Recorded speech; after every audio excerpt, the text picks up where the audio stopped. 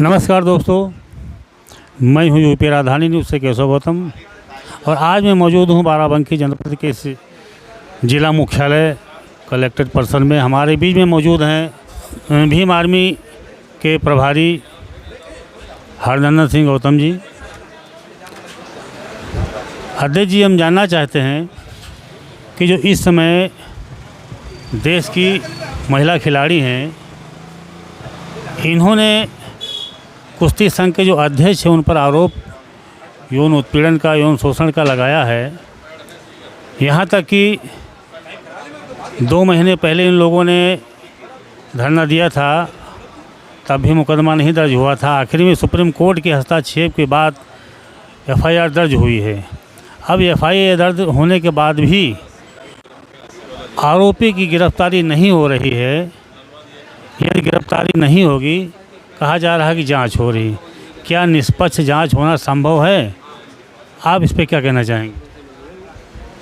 UP राजधानी news का धन्यवाद देते हैं कि जो इस देश में जो भी जुल्म ज्यादती होती है उस पर विषय पर आप अपनी प्रतिक्रिया रिपोर्ट जनता की आवाज़ को जो तीसरी सत्ता है वहाँ तक पहुँचाने का काम करते हैं, भूमिका निभाने का काम कर रहे हैं।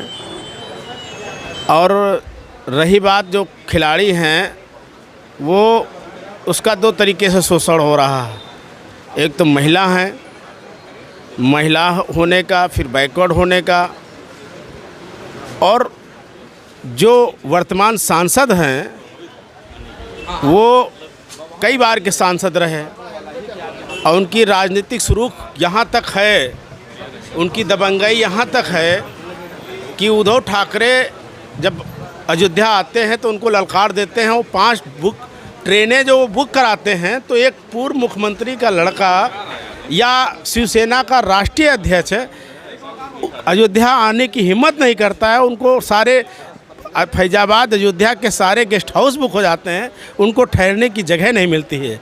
जिसका रसूख इतना हो, उसकी जब फ्लीट चलती है, गाड़ियों का काफिला चलता है, तो टोल प्लाजा पे टोल टैक्स नहीं लिया जाता, सैकड़ों गाड़ियों में हुजूम हो।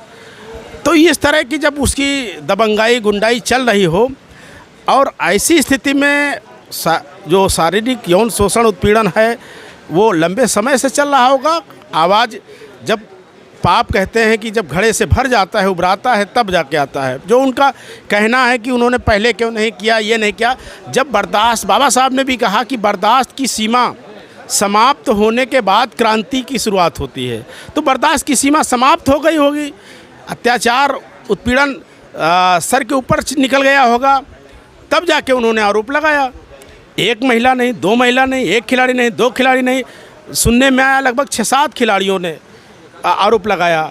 और कोई भी महिला का सबसे जो कीमती चीज़ होता है, पवित्र चीज़ होता है, उसका सील होता है। और जब कोई महिला अपने सील को दांव पे लगा करके किसी पर आरोप लगाती है, एलानिया चैलेंज करती है, और वह महिला जो फुटकर नहीं है, वो गरीब नहीं है, असहाय नहीं है, बलहीन नहीं है, बलवान है, जिसने देश की लड़ाई को लड़ने के अंतर्राष्ट्रीय स्तर पर जाके लड़ने का काम किया, मेडल लाने का काम किया, और इतने मेडल लाए कि भारत की आन बान शान बढ़ी। तो उस महिला ने अगर पटल पे आई है, दिल्ली के जंतर मंतर के धरना स्थल पर आई है, और उसने आवेदन किया, आवेदन दिया, प्रार्थना पत्र दिया पुलिस को, और एफआईआर दर्ज नहीं हुई, सुप्रीम कोर्ट से दर्ज होती है।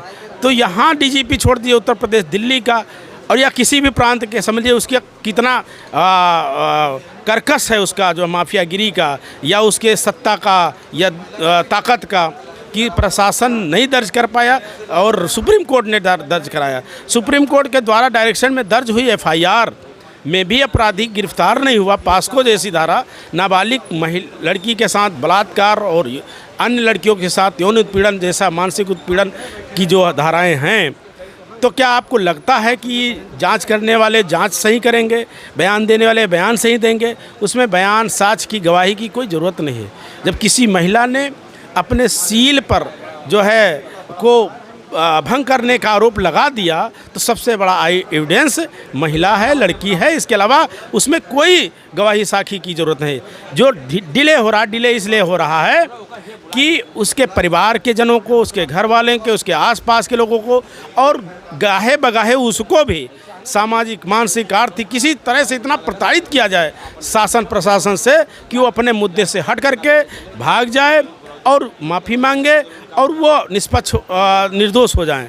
इसलिए ऐसा ये जो डिले हो रहा और ये हो रहा है और पूरी ताकत, पूरी सरकार उनके साथ खड़ी, बचाव में खड़ी। इसी जगह पर यदि माननीय सांसद ना होते तो दूसरा कोई व्यक्ति होता तो आतिक अहमद देखिए, जो सरकार द्वारा उस पर आरोप सिद्ध हो गया था, सज़ा हो गई थी, उसको भी मार दिया गया। विकास दुबे जैसे लोग मार दिए गए। तो इसलिए कोई अन्य होता माफिया या अन्य कोई होता थर्ड पर्सन तो समझ लीजिए उसका चैप्टर क्लोज हो जाता, क्योंकि बीजेपी का सांसद है, दबंग सांसद है। उसके वजह से बीजेपी उत्तर प्रदेश में राजनीतिक प्रभाव में आ सकती है। उसका नुकसान, नफ़े नुकसान को देख करके, और वो बीजेपी चाहती है कि ये आंदोलन दोनों तरफ से आंदोलन चले, जिससे समाज समुदाय का की सिंपैथी उसके साथ आ जाए। और बैकवर्ड तो चूतिया है, ये धर्म के नाम पर हमको वोट ही दे देगा, इसलिए ये महिलाएं हैं, रो पीट करके चले जाएंगे। हमको दोनों तरफ से करेंगे, गिरफ्तारी करेंगे, इसको और गर्म करेंगे,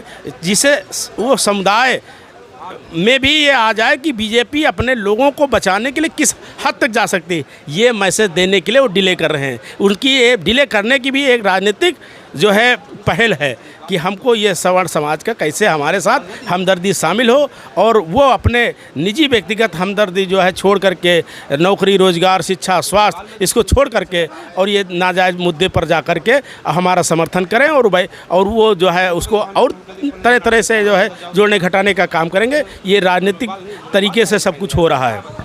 जैसा कि सुनने में आया है कि आरोपित सांसद के समर्थन में अयोध्या में संत एक बहुत बड़ा सम्मेलन करने जा रहे हैं। उन संतों के बारे में, उनकी विचारधारा के बारे में आप क्या कहना चाहेंगे? बीजेपी द्वारा बाई प्रोजेक्ट कार्यक्रम है और ताकत दिखाने का है, लोगों के बीच में एक मैसेज देने का है कि बीजेपी हमारे साथ सवर्णों के साथ किस हद तक खड़ी है। ये मैसेज देंगे तभी तो मतलब पूरा जो समुदाय जो शिक्षा, रोजगार, स्वास्थ्य से वंचित है, उसके बाद भी जो है एक जात और धर्म के नाम पर उनके साथ खड़ी होगी। ये सब जो है, ये जो डिले हो रहा, ये राजनीतिक हिस्सा बीजेपी भी चाहती डिले हो, और ये जो है पूरे देश में एक समुदाय में एक अच्छा हमारे सरकार का मैसेज जाए। और उधर जो है हम बात को गिरफ्तार भी करा देंगे या वो क्लीन चिट करा देंगे, जो भी करना होगा वो सरकार के इशारे पे हो जाएगा। जब जो है राज्यपाल मलिक ने पुलवामा पर प्रश्न उठाया, कश्मीर के लिए राज्यपाल थे, उन्होंने कहा कि जब जो है हेलीकॉप्टर की ज़रूरत थी फौजियों को लाने ले जाने के लिए, तो उन्होंने उपलब्ध नहीं कराया, जिससे पुलवामा कांड हुआ। तो इस जो उन्होंने खोला अभियान तो उनके खिलाफ सीबीआई ईडी चली गई उनके घर पर।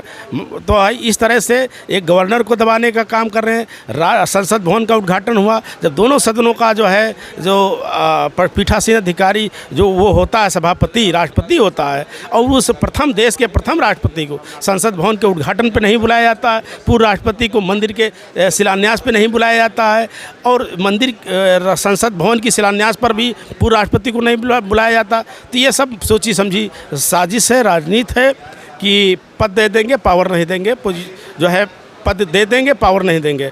क्योंकि माननीय वर्तमान राष्ट्रपति हर मुद्दे पर अपनी बेबाकी टिप्पणी कर रहे हैं, तो शेंगोल को जो स्थापित किया सम्राट अशोका के स्थान पर, कहीं उस पर टिप्पणी ना हो जाए, कहीं अन्य मुद्दे पर टिप्पणी ना कर दें। और जो कैमरे का फोकस है उसमें जो है पूरा श्रेय राष्ट्रपति भवन बनाने का, मंदिर बनाने का जो भी श्रेय है मोदी अवतारित जो भी अवतार अपने को घोषित कर रहे हैं विष्णु को, इसके श्रेय दूसरा की कोई श्रेय ना ले जाए, चाहे राष्ट्रपति हो, पूर्व राष्ट्रपति हो। इसलिए ये सारा मीडिया में हाईलाइट होने का कार्यक्रम है, इसलिए सभी को समय समय पर बेइज्जत करने का काम करें, और ये भी इसी राजनीति का हिस्सा ये भी है।